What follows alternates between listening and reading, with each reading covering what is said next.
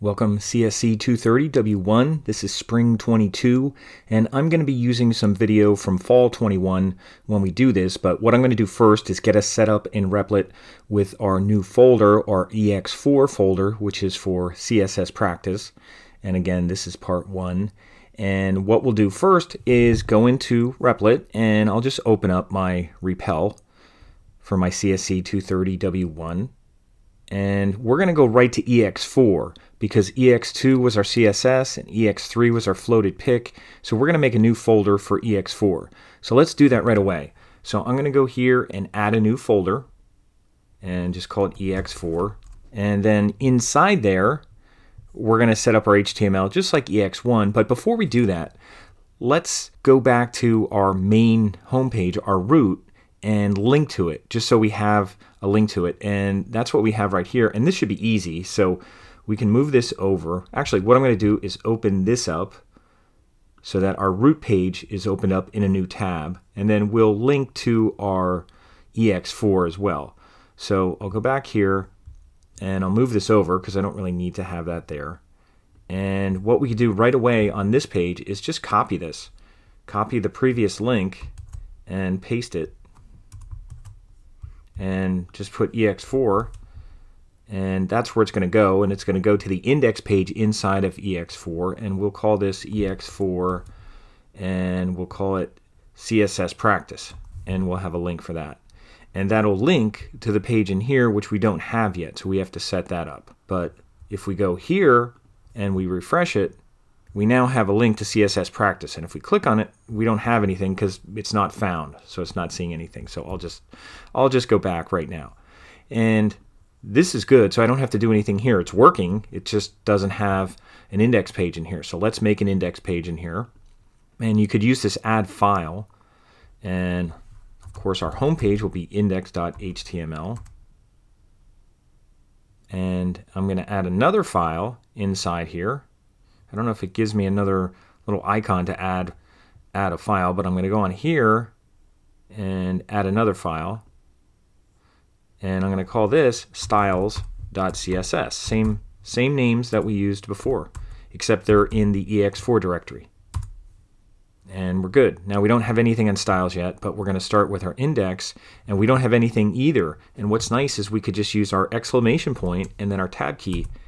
And voila, we have a whole bunch of HTML here set up for us. And we can just go up here for the title and just put ex4 CSS Practice. And what we can also put here is our link to our CSS file. So we can just type link and then tab. And it's saying style sheet, and it's looking for the reference, which is going to be styles.css.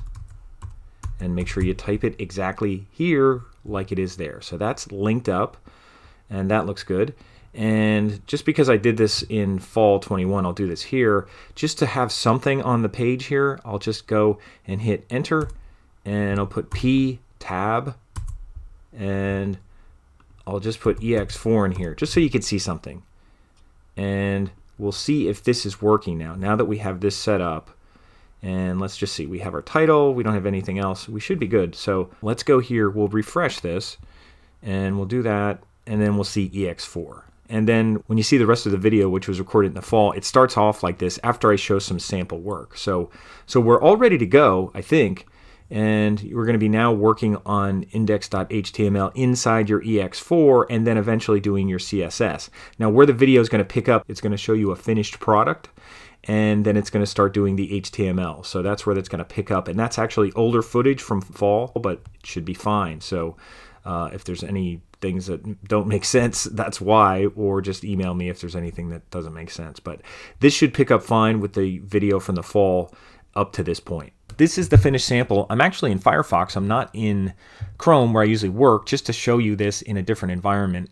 And plus it's a separate account, so I can't have two Replit accounts open at the same time. But this is kind of boring. There's nothing, really exciting going on here. Just some colors, some blue and off-white colors, and you could certainly change those colors.